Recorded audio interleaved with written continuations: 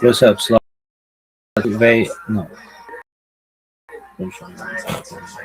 No one really knows for sure. Elevate Divrei Elohim Chaim, but this is the story we live by. This is 7th of Nisan, 5786, Wednesday, March 25th. And I have an idea to be on a bunch of podcasts. Yeah, for sure, no doubt.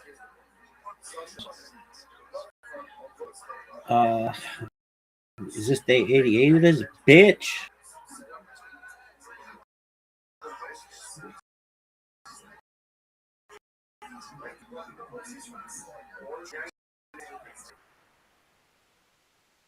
Tomorrow, where we gotta have a read shit. All right, this is day 8 of this.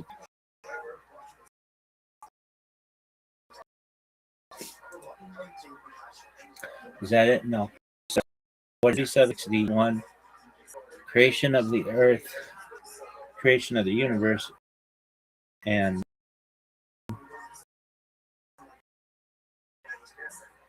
birth of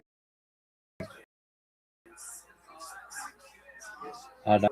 Section that creation of the world, birth of Adam and Chava. When's the creation of the universe? Doug, no.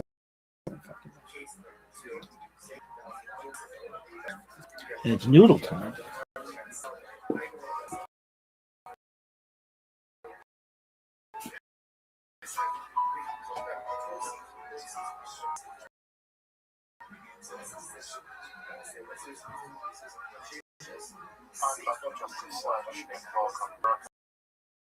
Where we explore the arcane philosophy. One of the most difficult aspects in starting to study mysticism and Kabbalah is getting a handle on just how the ideas developed over. It's tempting to think that systems in Kabbalah always existed in the form that we have. Kabbalah, there are these positions as really such notions developed greatly through the ages and are still developing. And there are now, and there have always been, numerous truly exclusive schools of mysticism and Kabbalah. This class to serve as an introduction to mysticism and Kabbalah from the prophet Israel to the rise of modern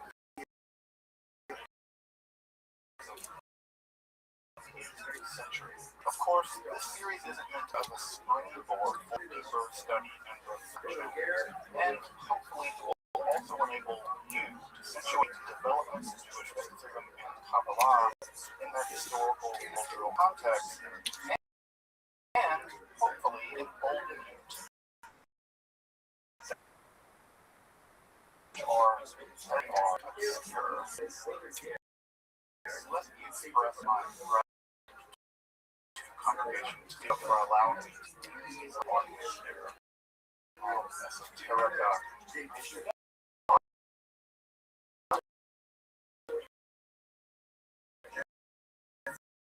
The entire series of the playlist entering the North introduction to mysticism and Kabbalah. I'll be open if you want to watch the entire series. You can find them in that playlist. If you find this series on interesting, check out my other content on esotericism and perhaps the production of free academic and scholarly topics in occultism or prophetic philosophy by joining my Patreon or perhaps donation. You can find those links below, and I really appreciate your consideration.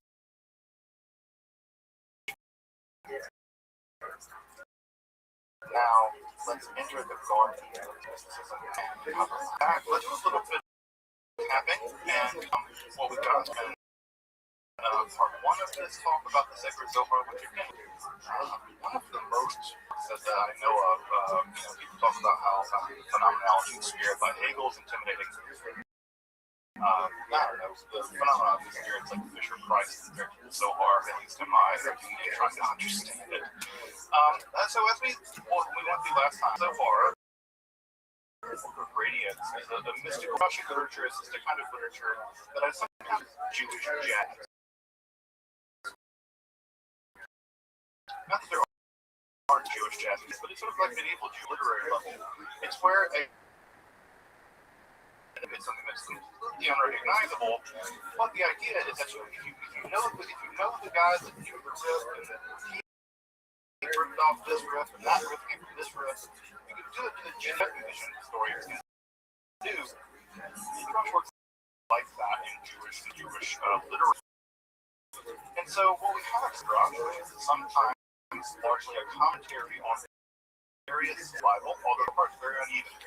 Some like Genesis 1:1, in the beginning God created the heavens and the earth. Everything are translated. That verse gets dozens and dozens of pages, right? So it's very uneven. It's composed of actually several different works combined together, and minor works in the Zohar, which are self-contained units. These units can be very accessible. The Saba or the Yanuka, the sections that are relatively accessible. It's Nuka, which is only 8 pages or so. It's completely a mystery. It's one of the most difficult texts in all of Kabbalistic history. There are dozens of commentaries written on it. It began to emerge in the 30s in the circle of Iran. Now scholars think there are lots of other hands on this document as well. Though in the traditional world, in the Orthodox world, it's legitimacy because it's according to them, traceable back to the 6th century sage. And what's important about that is from their way of telling the story, right? So it's the academic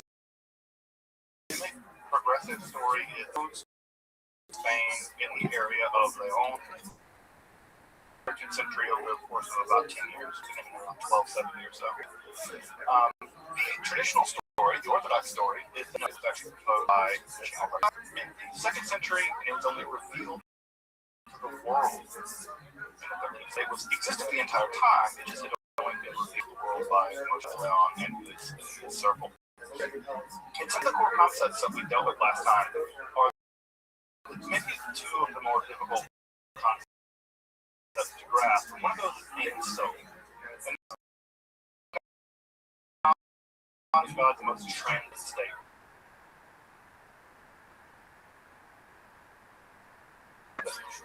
So this is a way that you can do Kabbalah. Remember that in all the same ways, Kabbalah, the Zohar, to answer a lot of the same kinds of questions that were relevant in medieval era at the time, theologically. And one of those questions is, can a being beyond all magic,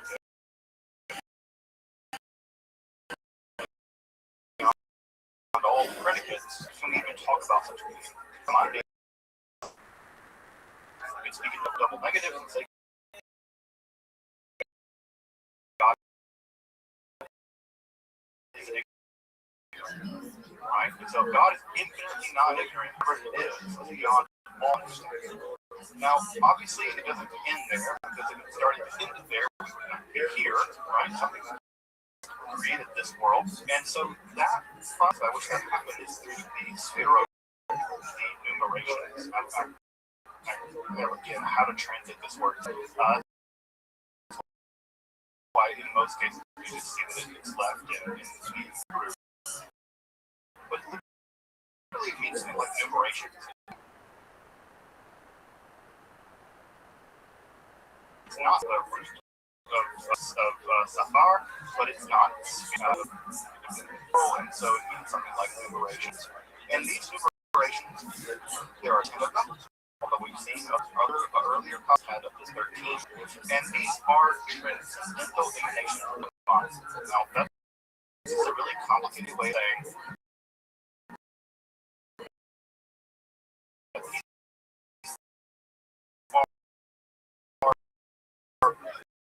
parts of God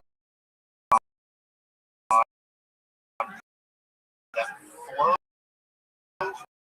out of me. So they flow out of that field.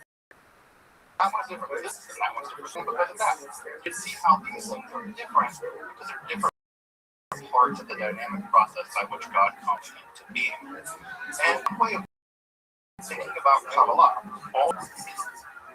imagine Kabbalah is dedicated to the emergence, development, the dynamism, and internal relationship of, and also the relationship of the Jewish people with Jewish law.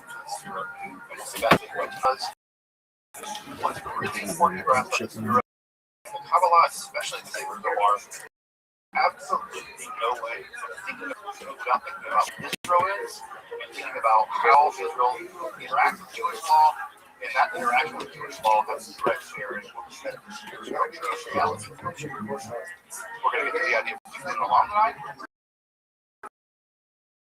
Version of it, and as you'll see, it had nothing before. It had everything that you did before because the ka, right, that's righteousness, justice, the dynamism of God, and corrects the nature in some way, binds it, and brings it. We covered last time. What composed it, so they're all big complications that we had not solved until the early 2050s, and we're still solving it. The original some no bridge that merges out of and down to our world.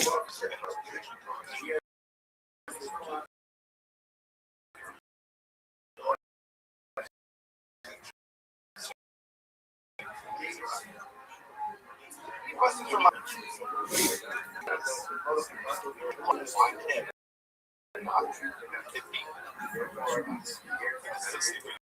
That's the right sense. Not 11, not 9. Yeah.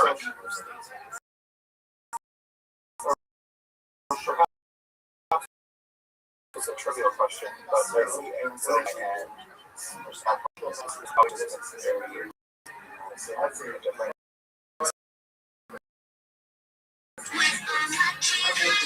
So you think, and it's there's a working with Alice. Always starting with Cheyenne can result in two different meanings of the word. So it's a negation. But there's Cheyenne and Hebrew with the right means nothing. So it's got nothing. But there's a complex concept. Now, what you can do is you can, and we'll see this in a minute with the word heter. But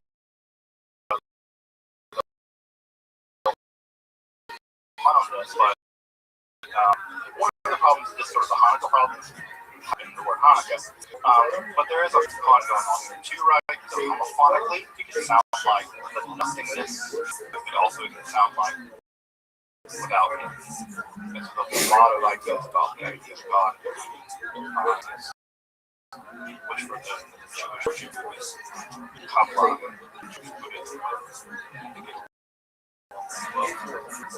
I guess I have a follow-up question, and I think about the so I just wonder about the pronunciation of the world. Because it may be environment that was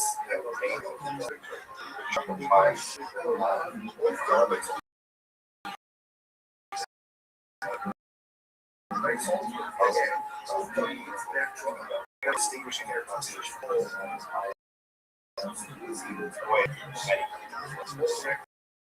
or if it's like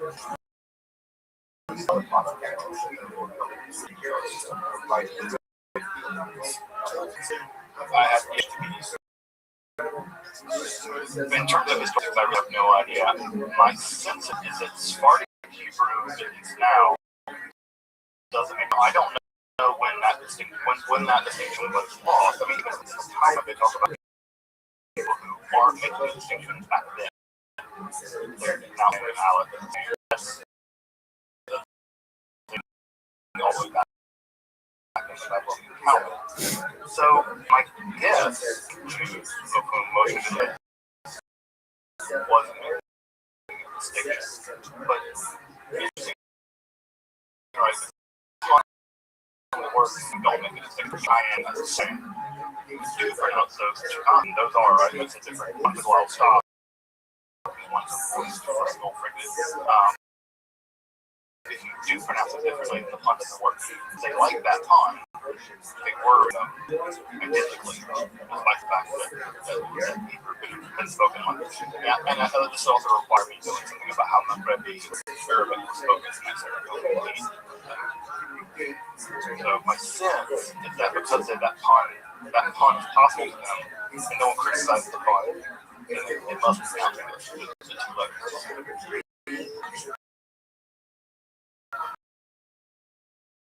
I guess, but I'm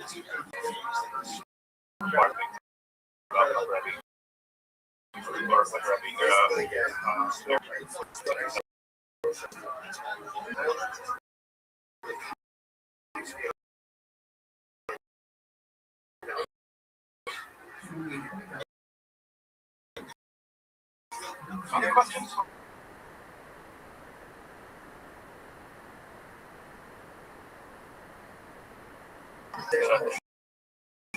Folks who have some Kabbalah does this. This is the class what's going to come up. And I've put off. Don't want to because this image that is locked in people's mind. All of Kabbalah.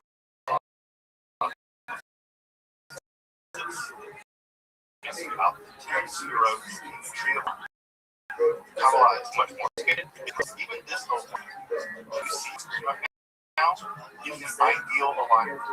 This alignment will never happen in our lifetime unless the Messiah comes. In the Zohar, they are very clear. The writers of the text are very perfectly balanced vision of what the Sphere are. And it's very clear that's not the case. So what you're seeing here of the Sphere not as they are, ever have been, ever in all of the spheres, but as they will be in the Messianic era, right? So Yom HaShem, when Hashem's name is one, right? When everything is not until then. I just want to screw up people's minds that this was the spirit of the in the Kabbalah, in the Zohar like this. Because if they did, our world would look very different. Because our world and the eternal world in the Zohar mirror each other.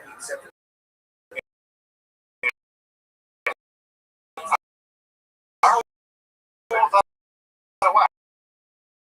If anything is bad to you today, anything is bad to any fault, or not. So the thing that I just want to keep, I want to pound this drum. The thing I want to pound about this drum is that this is an ideal representation of the spirit. They're always in an inner dynamic relationship, polyamorously in relationship with God's self. All the various people, entities within God's self are always out of whack. So what is it out of whack? Let's go through this. At the top, let's open the Ein Sof. Everything emerges in Ein Sof. So from up above here be nothing. And yet here was everything. Ein Sof is up here. And then the first thing to emerge was the crown of God. The first apparent name of God. So this thing is the inner glory of God. It's the first moment of God's will. Because in order for there to be, there must be intentionality. And that inner intentionality of God, the first stir means this part of you, have folks ever woke up before their alarm, before your alarm goes off? The thing that made you get up before the thing that's not even conscious to you, wasn't like you for your lawn. It's that something arose in you, stirring you into consciousness. Before, imagine this is the thing that gets up before God's alarm goes off. Right? It's not conscious. It's not a thing. It's a completely unknown thing that stirred you to get up 1 second before your alarm. But something stirred inside you, your corporeal consciousness. And that first thing is it must have happened. We can logically fix it because things are here. Keter is completely unknown. Right? It's a science. Because it's a kind of knowable nothingness. So it's an unknowable nothingness. Keter is a knowable nothingness.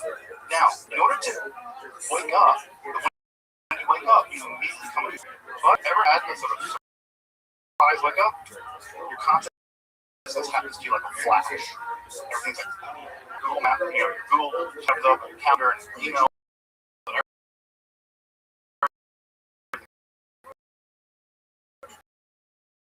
Flash of everything you have to do for the day. That consciousness, that's completely just a flash of everything that you know all at once. Now, obviously, you can dwell in Chokmah, because everything that you know coming at you all at once is a gestalt. Parse things out. You have to analyze think, right, now I have to get up, I have to get the kids up, write this, do this, do this, do this. Your consciousness has to be compartmentalized analytical structures. That verification of God's consciousness is behind. It's God's intelligence, or God's understanding, right, as opposed to God's wisdom. So, flash, and then it's analytical of that flash. And you can see how these happen in a brief moment. They're not like long periods drawn out. They're like logical inductions. We'll come back to the odd in a minute. God's over here. Sphere. Immediately flowing from Mina, we have Chesed is the immediate moment where if you're doing it right, you imagine, you know everything you do in the day. What are the first things that you do? Take care of yourself. You know you got a lot to do. What's the first thing you do? Make some breakfast. Take care of yourself. This is Chesed. Loving kindness. Pure loving kindness. Stay in loving kindness. You're never going to get done. You can't just love yourself all day. And how do you do that? You judge yourself. Hey, email, don't email so bad. This guy is bothering me on email.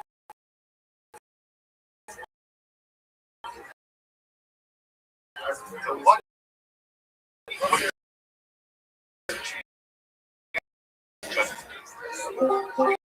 You have to move out. Who cares what he says? It's judgment. Judgment, when it's unchecked, Chesed, you're just pure judgment. That's terrifying. Because pure judgment, unchecked by any loving kindness,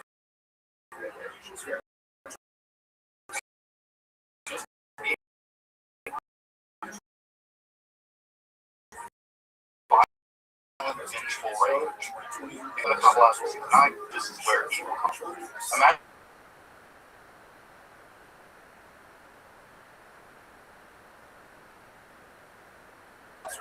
check judgment that flows out of the evil tonight.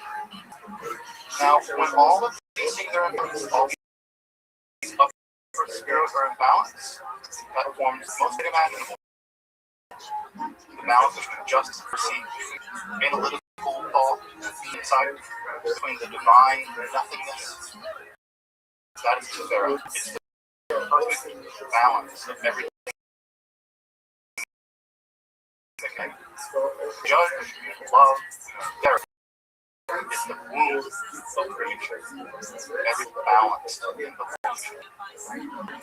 From Tefera, we have Netzach and Hod. Netzach and Hod are strength. Don't get enough attention, but it's really interesting. This is the fact that you have to test. When you get perfectly balanced, I don't know about you, but folks that were going to the gym you meet your goals, or you reach your whatever goals you have, and you want to stay there, you can't stay there. You have to continue to grow. Next up is the part that continues to grow. It's a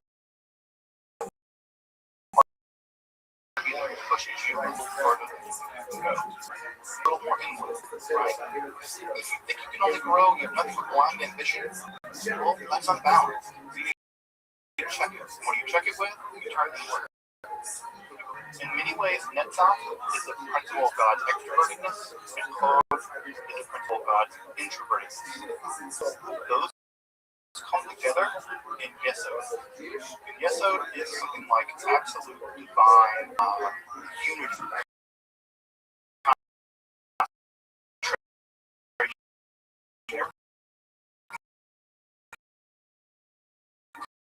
Comes together in Yesod, and this is God processing. It's balance between God's exuberance and interiority. I'm a very introverted person. I know an extroverted person. Imagine the two of us combined. Very curly beard, more hair than I have. Divine, balance of divine, balance, match to it. The vagina of the divine, the core vagina of the divine, and Yesod and Shekinah in upon each other. You must think about things like 3 dimensions. Folding, close out. Here's Shekinah. You can see here it's open. It's open at the bottom. Mark. This is where in the world of Malchut. Malchut is kingship. I think better than kingship. Shekinah is how we live God in this part of our, in this part of reality.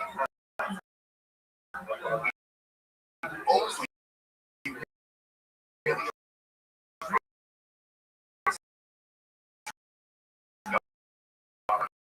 guys.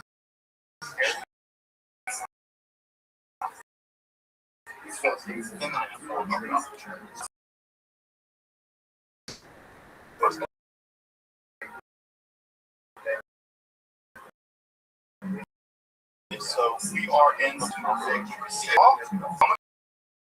what do we do with the Torah? With the Torah, we'll always female.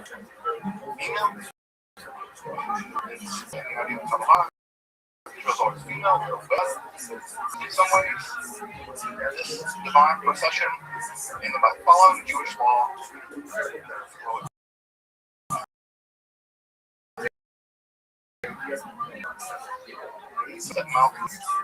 that idea is not a couple. It's not passive feminine. Shekinah is also receiving, but very importantly, check processing back up. And everything down here is mirrored back up the entire structure. This is not what's the problem with the last time. How do you bridge the finite? You start from the infinite recess. So you're above Keter. There's dynamic moments flowing down all the way to Shekinah, bounces all the way back up. The procession continues as long as it must continue until everything's balanced. And that balance, achieving that balance, is the goal of balance. That's it. It's not your denial of your ego. It's not your obliteration. It's not you being whatever. Because it's not thought about in Jews. It's not about you. This text imagines Israel, corporate law Israel. The thing here that's at work is the rebalancing and structure of reality. That, to the Zohar's mind, read the Zohar is achieving metaphysical, cosmic, interior balance. That's a metaphysical thing, physical things, all those things are. So, this is the image you've seen. This image I'm sure you've seen of this road. That is a 2-minute, 3-minute explanation of what's going on there. Now, again, what I want to try to home about this is that this is never balanced. It's never balanced. Because if it were balanced, right, we would not live in a world in which there was suffering and violence. Now, it's not to say that in the perfect world there won't be some kind of violence. There might be all kinds of violence. It just might be that balance is matched because, again, the writer of the Zohar doesn't imagine that in the perfect world the death penalty will go away. It just imagines it will execute constantly. Law, which is a perfect example of law, according to the Zohar, there are death penalty cases. There's 4 modes to death penalty: beheaded, burned, strangled to death. So the Zohar imagines that people will be executed, even in the perfect world. Their execution will be just. It will be part of the Gevurah, punished correctly. So, again, don't put your liberal, progressive, woke ideas on the Zohar. Just don't do it. That's not the way to imagine the world. What's important is to imagine the way you should imagine the world. If the Torah, the laws of Moses by God, are how this gets down. Come back to that. Let's talk about the Shekinah. Sorry for the text being so small on this slide. I'm not sure why. It's my fault. That's the text on my slide. The word for Shekinah is actually coming from the word for to dwell or to settle. The Shekinah is the thing about God, the part of God, the aspect of God that settles amongst the world. It's the part of God that exists at our register of reality. And this idea has a couple of different historically important verses that I just want to mention. The first is that you may know this, but you may not. The earliest instances of the discussion of Yahweh, Yahweh had a wife. There are really early images of Yahweh actually having a consort or wife, and this being Asherah, the earliest depiction we have of Yahweh, actually think this being is having had a wife. And so early on in the Jewish literature, there's always a very difficult relationship with the idea that God can have a wife. And one way of dealing with that was to condemn everything dealing with femininity, everything dealing with the feminine aspect of God, especially Asherah, and conscious or worship of Asherah. The other thing is good old classic Freudian terms. What that means is that there are all kinds of aspects of God that sort of get divinized. Particularly God's wisdom. If you've ever read Proverbs, there's a long section where wisdom becomes almost a kind of feminine God, where she's described as perfect, beautiful, alien woman, but there's an idea that wisdom can be personified, maybe even deified, and that idea is going to come into working so far later.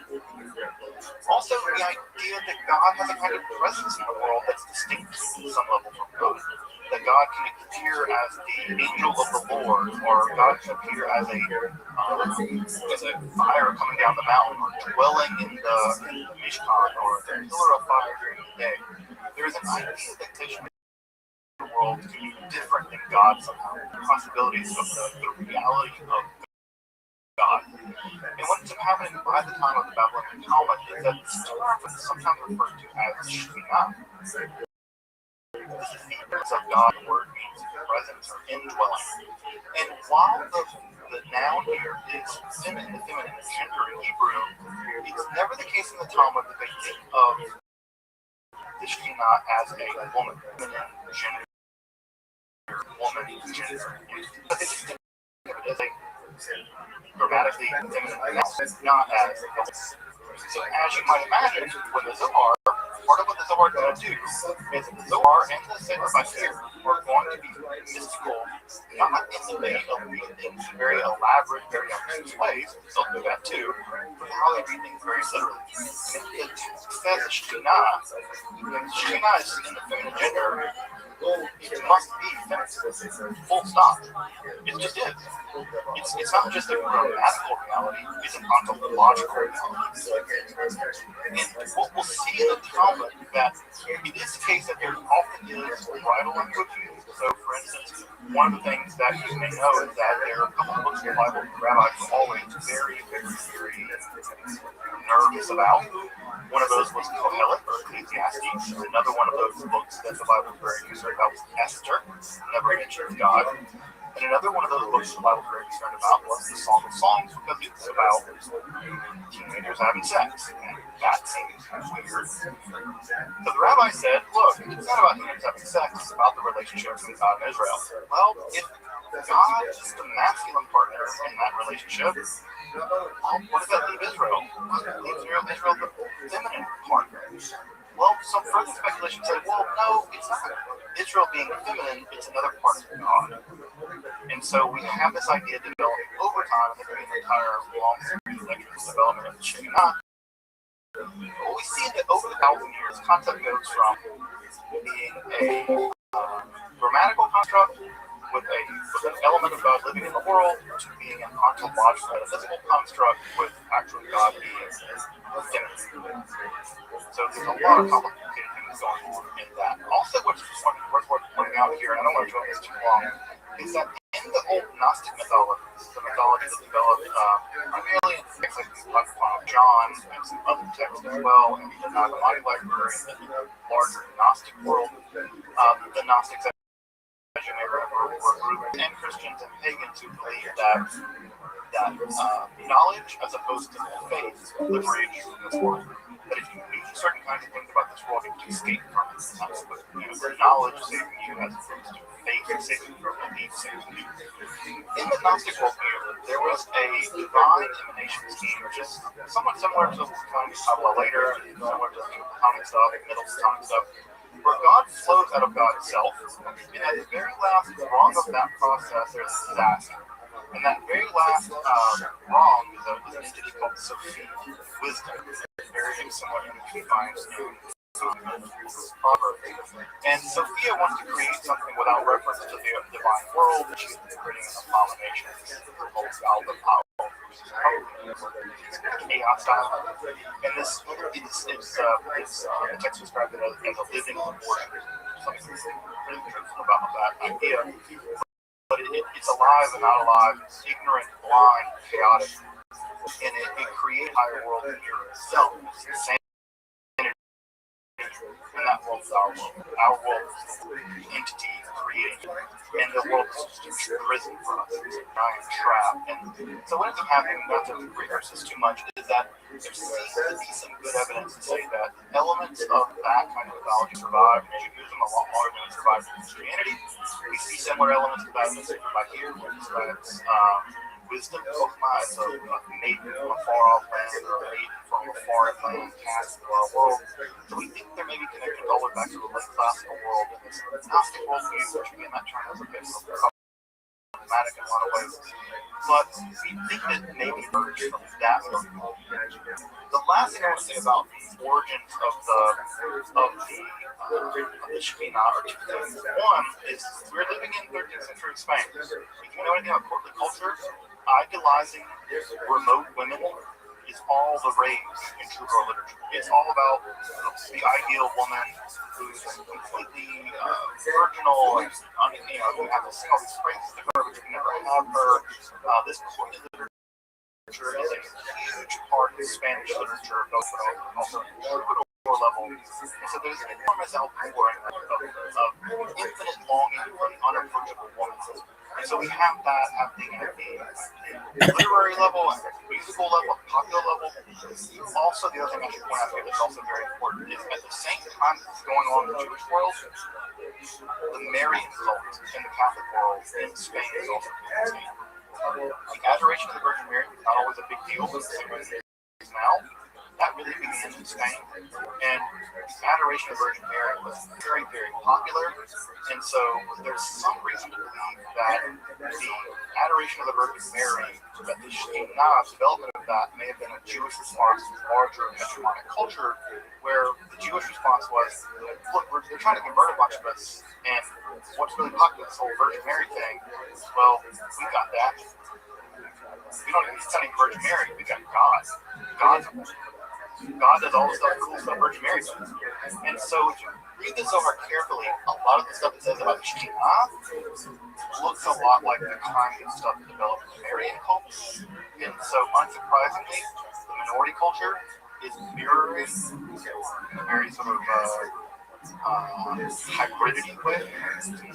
Baba, they're hybridizing the Marian cult and developing a hybridized version of it, and that hybridized version, leaning on their tradition, but not there's a lot of debate about that, but I find it to be a very convincing analysis, especially when you take some post-quantum study and apply that stuff. I think it's a very compelling point about the origin of Shekhinah being something that's developed to respond to spiritual culture, but rarely in song, but also again, we use the word culture not to diminish their religiosity. It's just we use the word religion to use the word culture.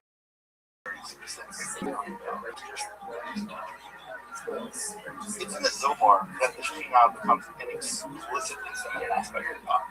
In the Sefer here, we have echoes of this, we have murmurs of this, but it's in the Zohar that it's no doubt that there is a definitively feminine aspect of God, and at some level that's the aspect of God that human beings deal with. And this 10th Sphira, Malchut, the world of angel, the world of kingdom, is often tied to Rachel, as you probably know is associated with mourning. So the world of Malchut is associated with black, Rachel. All of the various spirits are associated with colors, with targets that are all kinds of the body, probably all diagrams, all kinds of things associated with what the writer of the Zohar does is something very interesting.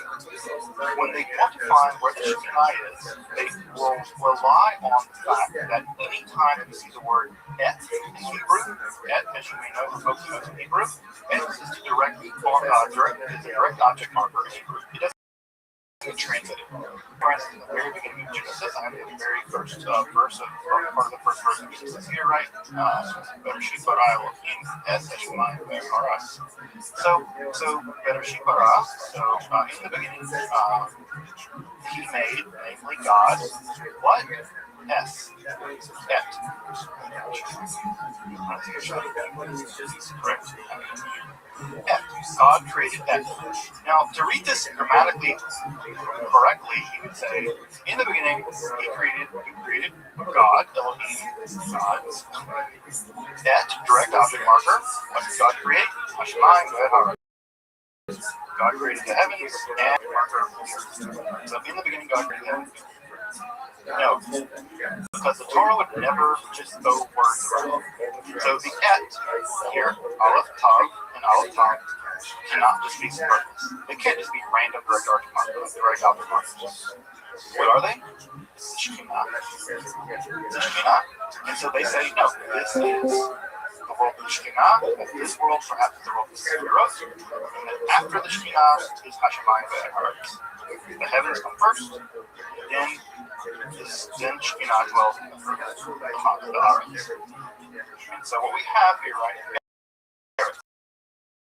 what we have is a very public of the Bible, where a direct object marker, that is not a direct object marker.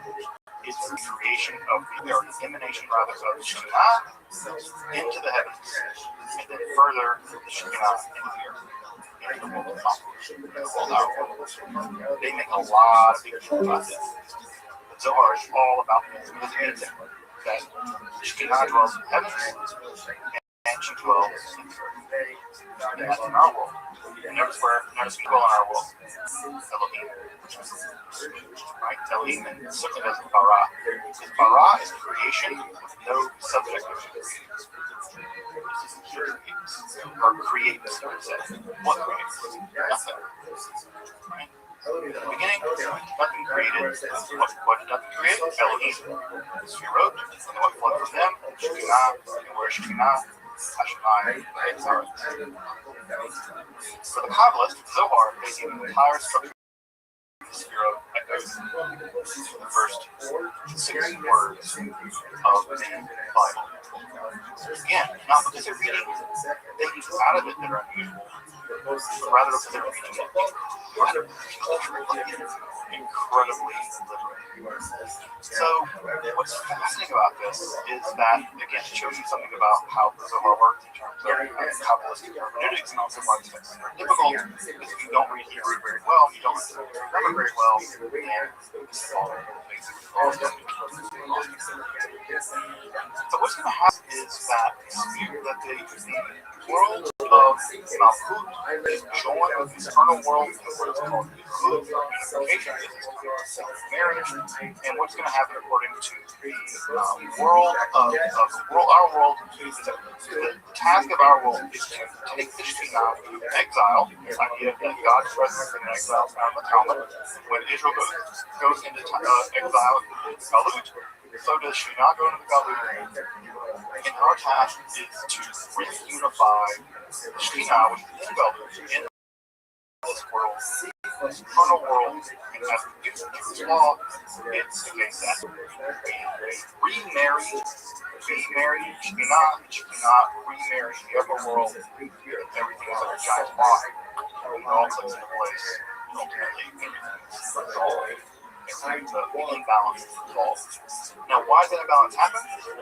The Zohar never says. And as we get later on, next time, is to Lurianic Kabbalah, we will learn why, according to Lurianic Kabbalah, why the primordial imbalance happens. We're going to get into the big drama about why it happened next time. So what ends up happening here is that we are plunged into matter, and we have to return back by redeeming matter. Now, what's different about, for instance, Kabbalah and maybe Gnostic texts is that nothing wrong with matter. It just needs to be redeemed. Just like a coupon. It's like wrong with coupons. A coupon is to redeem. And so the idea is that we redeem matter. Not that you escape it, not that you betray it, not that you get rid of it. It's not bad or evil, but it's a need of redemption. How does that redemption happen? It happens through this process of reunifying with the eternal world. Even what happened in the Garden of Eden, that went awry, it's not really clear what went awry, is there's some indication, at least in some sections of the Zohar, that what ended up happening was that Adam became so infatuated with this eternal world that he abandoned his material life. Adam was actually material pious.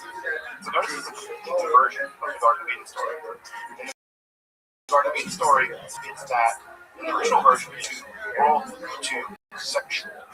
And that version is that they committed sex or whatever, did some kind of thing or whatever it was, in that he focused too much on their body and messed them up. No, in the Zohar version, Adam is actually too fixated on the Shekhinah, and his partner, Chava, wife, physical world, feels abandoned by him. She's not satisfied by him. She's not he's not doing his duty, and that allows her to be seduced by the snake. The traditional version is all the blame put on her. She gets tricked by the snake. But in the Zohar version, one version of the Zohar version is his fault. He's a negligent husband.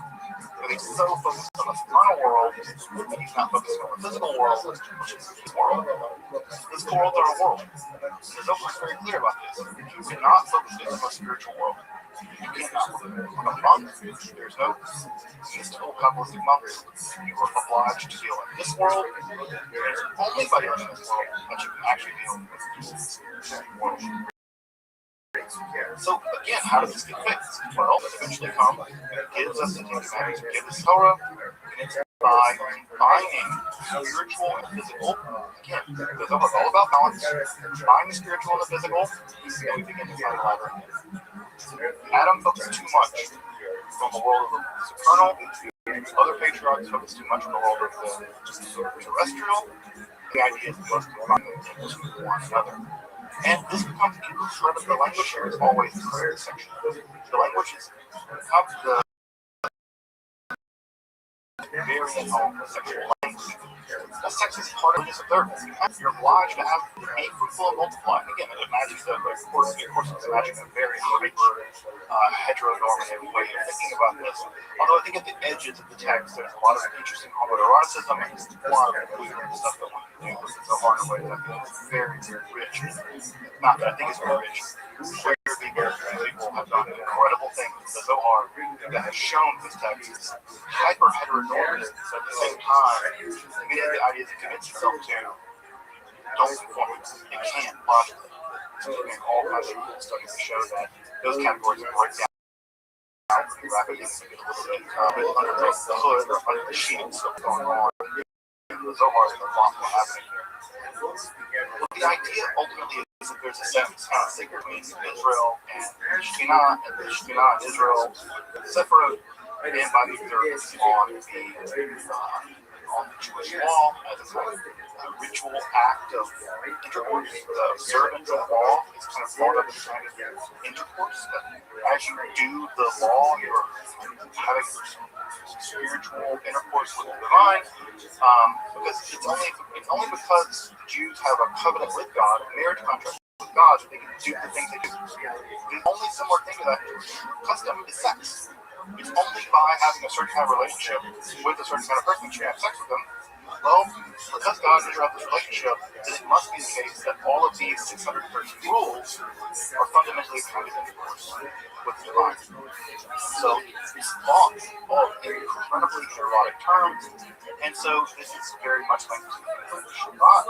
Next time, Shabbat becomes incredibly linked and Kabbalah is core observance. In fact, if you've ever done Kabbalah Shabbat, which I imagine most people in this class have, Kabbalah Shabbat is completely invented observance by to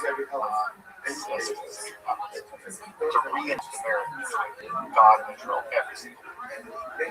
Every son left up to be. The reason why he sins is because she gets married. She's every week to the Shabbat bride. And that idea directly back to Zohar becomes so ingrained in Jewish customs that it's now a service that basically every Jew does every week. In fact, I would say even liberal Jews, if they only go to shul once a week on Friday nights, they're doing the higher accounts, they're doing the sacraments of marriage as it is understood here in now, this hyper-focus on sex is probably a dig at the Catholics. One of the things that Judaism did have going for it is Catholicism didn't. Catholicism was really down on sex. I don't know if you know this about people. They like sex. People love sex. It's a big thing. They like it. They get down and pay for it, sell it. It's a big part of the internet. It may be the reason why the internet is big. We may just keep piggybacking on like video games and sex. So I think that's actually true. It's probably we piggyback on military intelligence, Pornhub, and I think how video games and military intelligence are probably the same thing too. It's very much the case that part of this whole attitude towards sex is very hyper heteronormative and very much in the marriage environment. But it's also the case that this is probably the Christianity. Because Christianity is all about celibacy, it's all about the perpetual virginity of Mary, and it's all about the fact that Jesus and Paul were never married, so never had sex. And the Jews at the time, the rabbis at the time were like, yeah, that sucks. Sucks for them. They got to be celibate. Mary never got to have sex, or she only had sex with God, kind of, or whatever. And Jesus and Paul never got married. Even average rabbi down the street doing some Kabbalah gets laid at least once a week. And your God never got laid? Or because your God, your main prophet Paul like hated his body, hated having sex. Something wrong with him. You ain't got that kind of problem. So I think also a lot of this hypersexual stuff going on in the Zohar is also good. Their relationship to physical body. But again, part of it about having your human community have sex. It's great to have sex. In fact, you're obligated to have sex. You gotta have sex. But know that your sex is part of this mystical thing, and it's very purposeful. It's strange.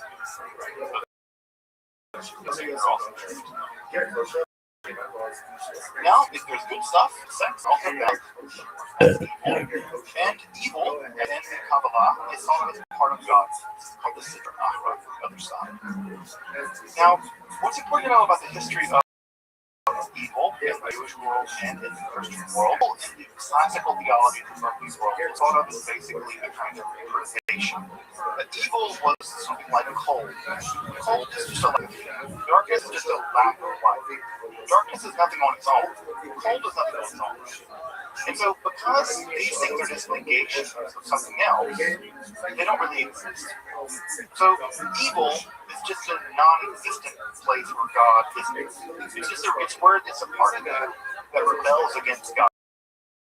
It's part of your heart, according to Augustine, against God, into your heart the divine grace, and that emptiness inside your own heart. God-shaped hole, that's and because Satan is just a pure rebellion, Satan is pure indication. Well, this is true of Neoplatonism, it's true of lots of different traditions like Christianity, Judaism, and Islam. Rabbis of the Kabbalah, especially in Sicilian Kabbalah, Zohar said, no, evil's real. And it's not hard to imagine why a medieval Jew would be very convinced of the reality of evil. Evil was part of their world. They didn't face pogroms in Spain. They knew about pogroms. They didn't face annihilation the way they did the Germans. The creeping reality of the Reconquista. No Jew in their right mind, 13th century Spain, had any pretension that once they were done with the Muslims, they were not going to come to the Jews. Evil was real. So we're not going to have this philosophical crap. See, we're not going to have this idea that evil's not real. Evil's real. If evil's real, it must come from God. Everything comes from God. Everything flows from Himself. So where does it come from? Well, think back to this image, and we talked about this a minute ago. There flows like a Pokemon. Pokemon flows into the mind.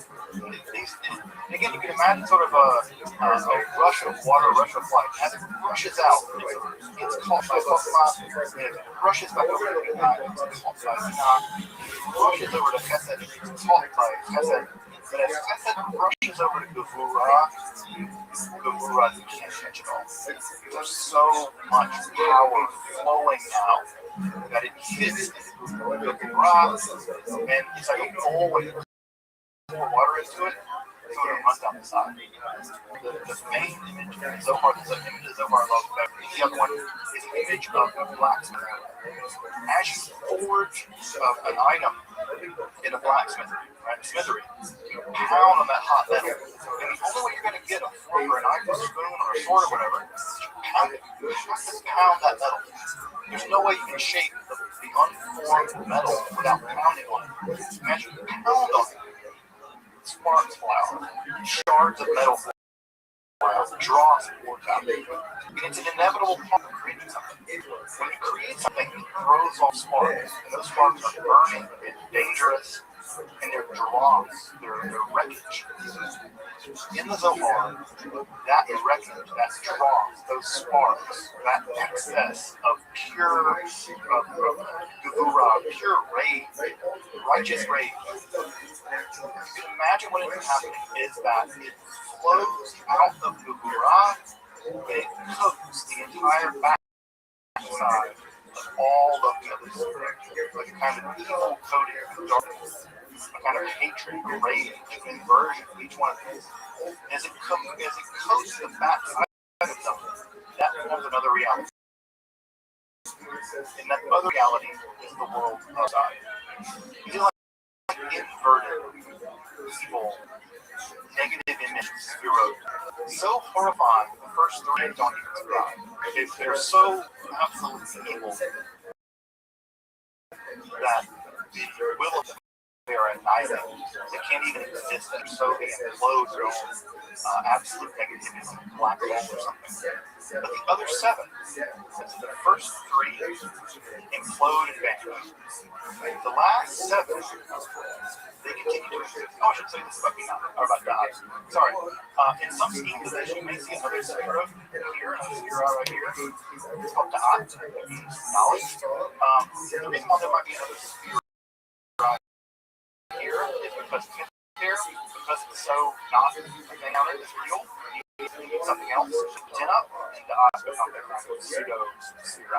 It gets really complicated. We can't get into it for the purpose of this class, but it ends up being a balance between the completely nothingness of Keter, of Pokemon and Bina, the balance of these three, just like these are balanced here, these four are balanced in Spirit, you get a balance here in Dot, but also you'll see it drawing like circle.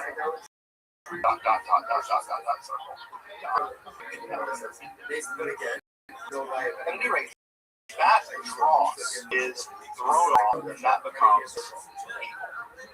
For the Zohar, it's a necessary aspect of reality, and you can't get rid of it by anything another, then refine it. You can't get rid of it except for by refining it. You have to subject it to purification. And how does one purify it? One purifies it by the process of distillation. Now, as we get to later on, what's important to know about this is the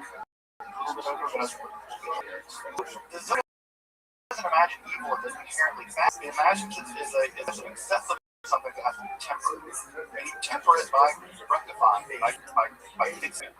And in the later luring night Kabbalah, later on, this becomes a shard of hope and demonic angels that rule the world of darkness. And that world of darkness creep into our world. And one of the lines in the book of Genesis that the Zohar really harps on is it talks about the 70 mighty kings that died.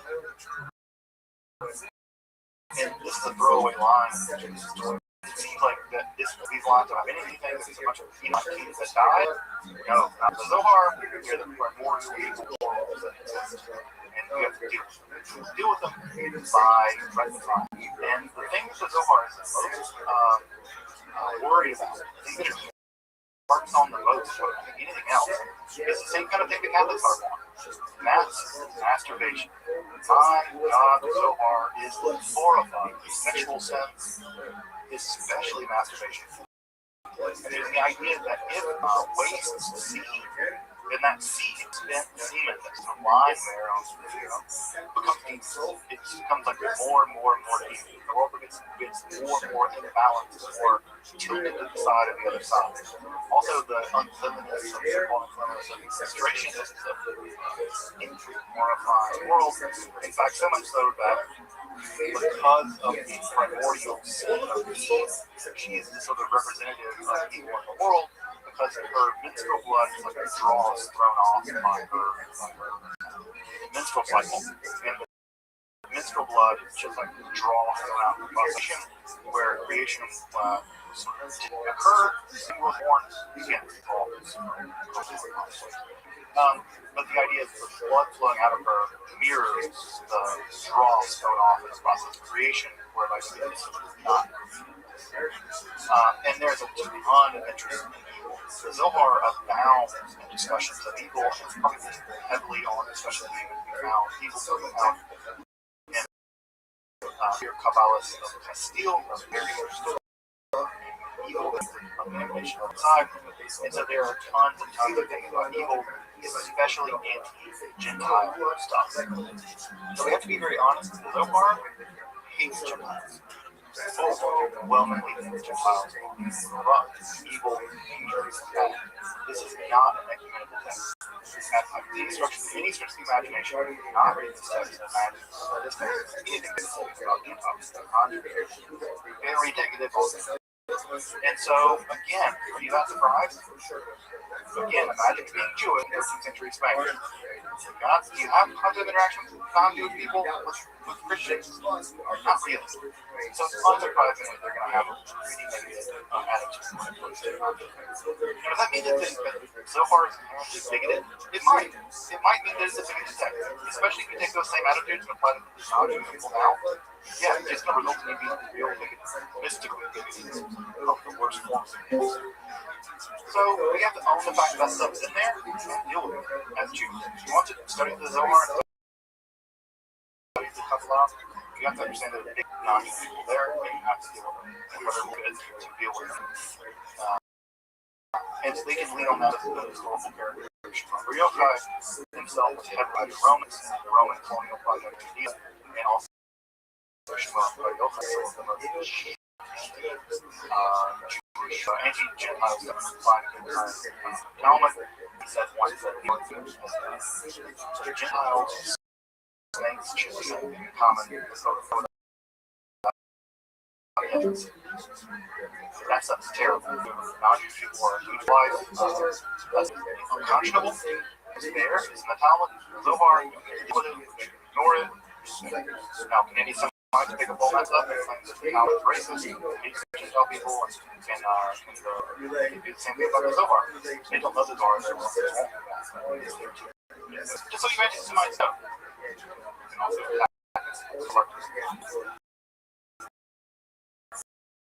they don't know that.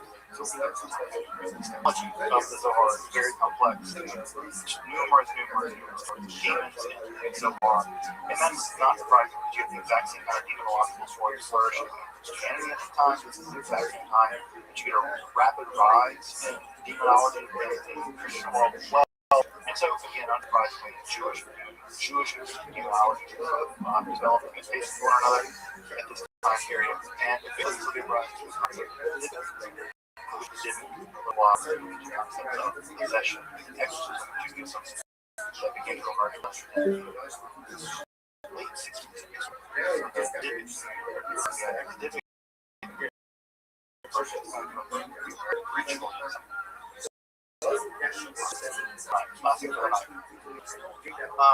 Really important about the Zohar is it's incredibly conservative, which is to say it wants to defend rabbinic tradition, very wed rabbinic tradition, there's no interest in sort of other rabbinic tradition. Now it interprets things sort of solidly avant-garde way, but it's very worried about philosophy. Because philosophers are dangerous people. I don't know, we're dangerous people. That's how they kill us from time to time. And one of the things that worry the writers of the Zohar is that the philosophy, the Jewish philosophy, like Maimonides, weird stuff in the Torah is just symbolism.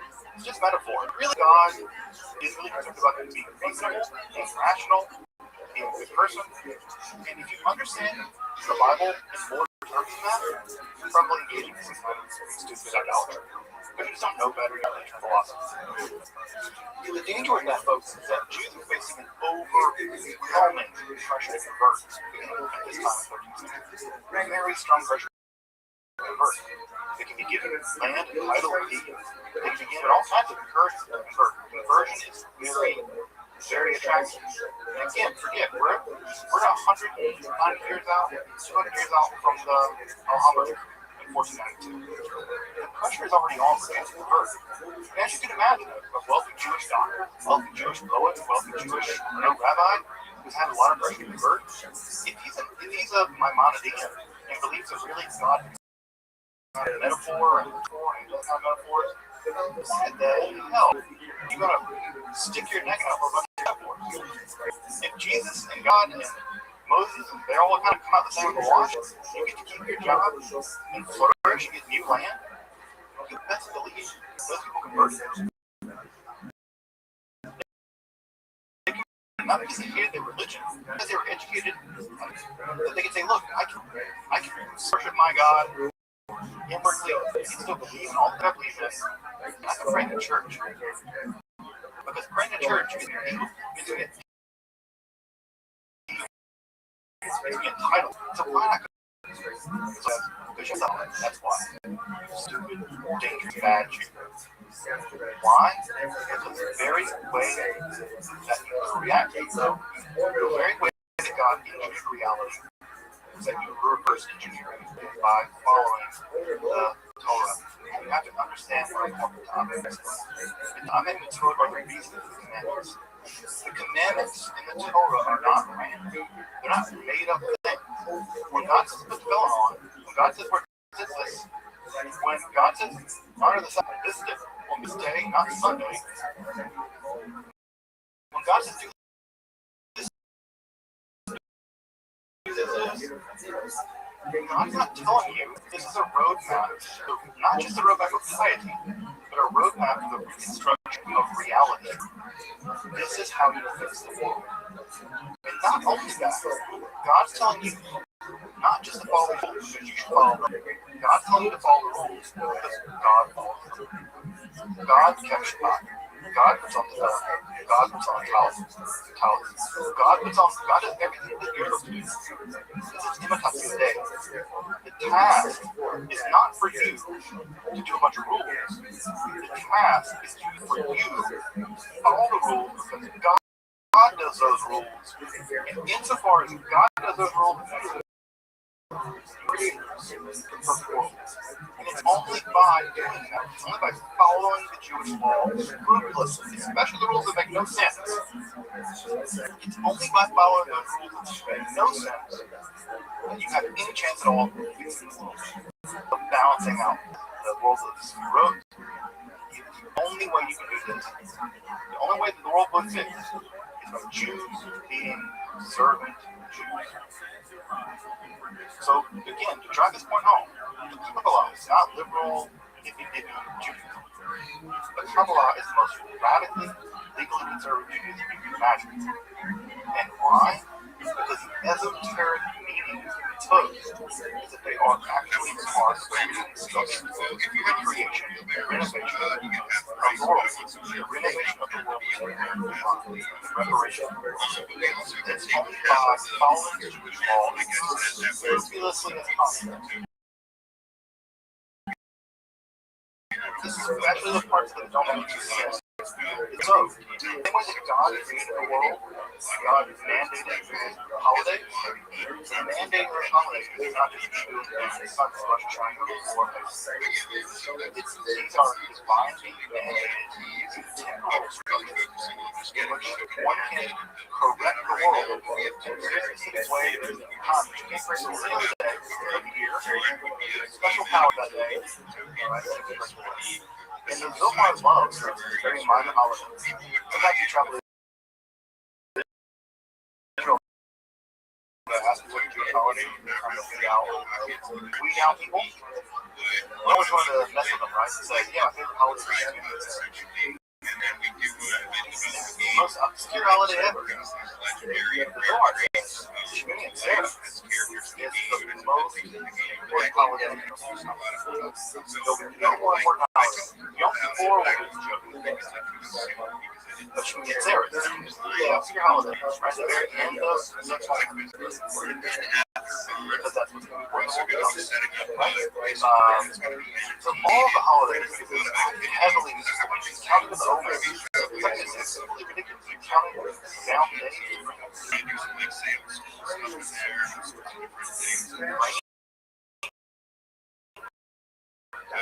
You don't do anymore? Okay. Of course, you're not counting on the number, you're counting on the so everything becomes heavily imbued. Have you ever seen a plane on Shavuot? On Shavuot? Is it a plane on Shavuot studying? Yeah, well, that's some Kabbalistic. Why? Because the entire process, right, is by receiving the Torah again, studying, so you get a complete so far as imagine it's like, and that's like it spirals up, right? From here, cycle.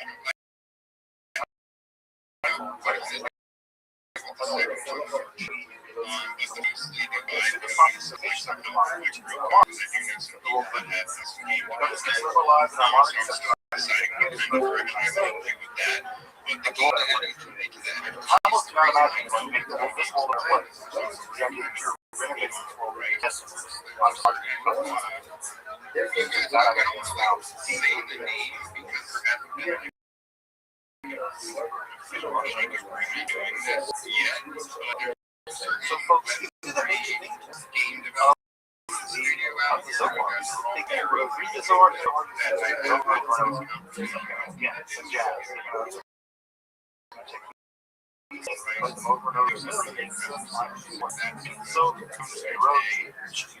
So, balancing of the zero idea of the idea of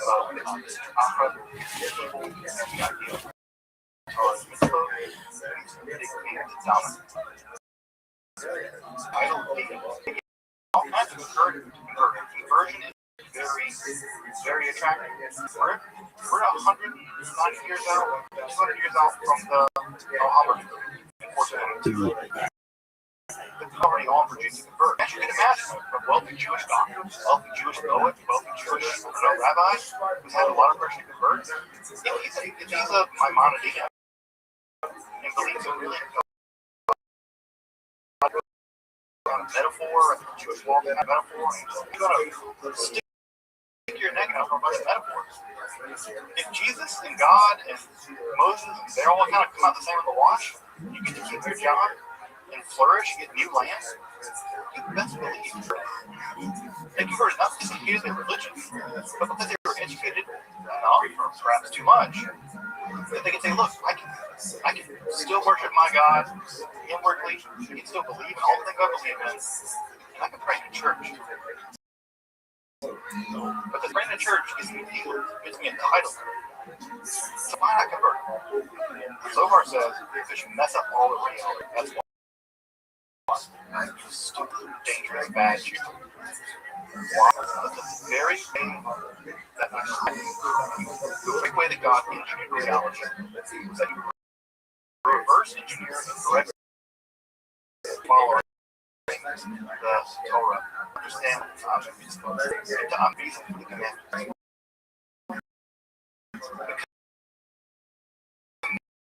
Commandments in the Torah are not random. They're not. Honor the Sabbath. This on this day, not days. When God says do this, do this. God's not telling you something. God's telling you that this is just a roadmap for piety. This is how you fix the world. And not only that, God's telling you not just to follow these rules because you should follow them. God's telling you to follow the rules because God followed them. God kept Shabbat. God puts on the calendar. God puts on the talent. God does everything that you're supposed to do. The task is not for you to do a bunch of rules. It's for you to follow the rules because God does those rules. And insofar as God does those rules in the creators of the perfect world, and it's only by doing that, only by following the Jewish law scrupulously, especially the rules that make no sense, only by following those rules that make no sense, have any chance at all of balancing out the world of the road. The only way that the world would fit is by Jews being servant. So again, to drive this point home, Kabbalah is not liberal, hippy-dippy. Kabbalah is the most radically, legally conservative you can imagine. And why? Because the esoteric meaning of its books is that they are actually part of the reconstruction, renovation of the world. The renovation of the world to the reparation of the world. It's only by following the Jewish law scrupulously as possible, especially the parts that don't make any sense, is that accomplished. So, in the same way that God created the world, He mandated the various holidays. It's not just you doing things. Rosh Hashanah, these are divinely mandated temporal structures in which one can correct the world in a very specific way at a very specific time. You can't correct it any other day of the year. You have special powers that day. And the Zohar loves very minor holidays. Sometimes they travel to Israel, they'll ask you what the Jewish holiday is, trying to weed out morals. Right? Trying to weed out people. Well, I always wanted to mess with them, right? And say, yeah, my favorite holiday is Shmini Atzeret. The most obscure holiday is Shmini Atzeret is the most important holiday. There'll be no more important holiday. Yom Kippur, but Shmini Atzeret is completely obscure holiday. Right at the very end of the because that's what's going to be important to all the jobs, right? So all the holidays is heavily mystical. I mean, the counting of the Omer, something that seems completely ridiculous. You're counting down the days to bring us.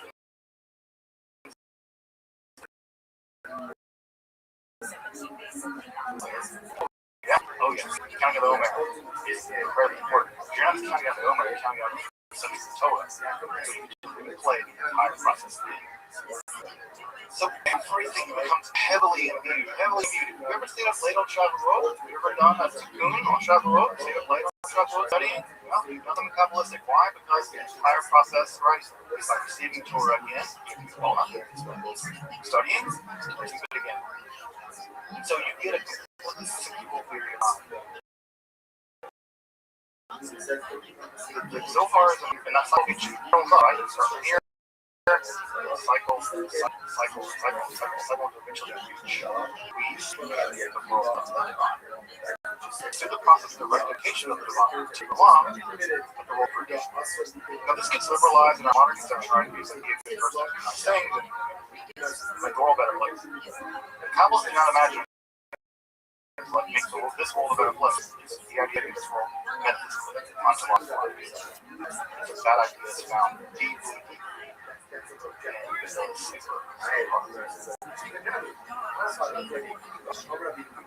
so folks, these are the major things of the Zohar. The Zohar things the work over and over and over. It's like again, it's like jazz. They're gonna take these things and play them over and over again. But I think throughout the line you're recording these things. And so the Sefirot, balancing of Sefirot, the idea of Ahra, and the idea of Torah. And so these big themes that dominate the literary text and the big sacred Zohar. What we're going to pick up with next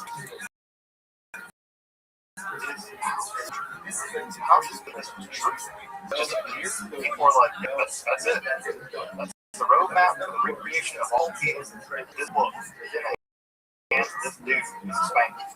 People were skeptical, and we'll talk about how this became true, how this went from being a collection of texts in the late 13th century of Spain becoming basically the cornerstone of Jewish theology. I'm pretty sure you've never heard any aspect of Jewish theology that's been something like what I'm saying. So we're going to do next time, we're going to pick up on how the Sacred Zohar was received, and we're going to begin discussing Lurian and Kabbalah. Because one of the big things that Lurian and Kabbalah is part of the systematization of the Zohar. The Zohar is not a systematic text by any stretch of the imagination. It is again, it's very different. It's not systematic. So what is happening is, again, so we have a couple different versions, systematizer, and what ends up happening. Definitive systematizer is going to be Lurian. So we'll talk about that process of systematization, that process of canonization, and why it became decanonized next as we transition to what I would call the Zohar and the systems.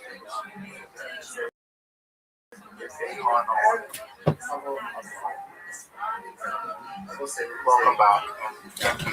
Go fuck yourself.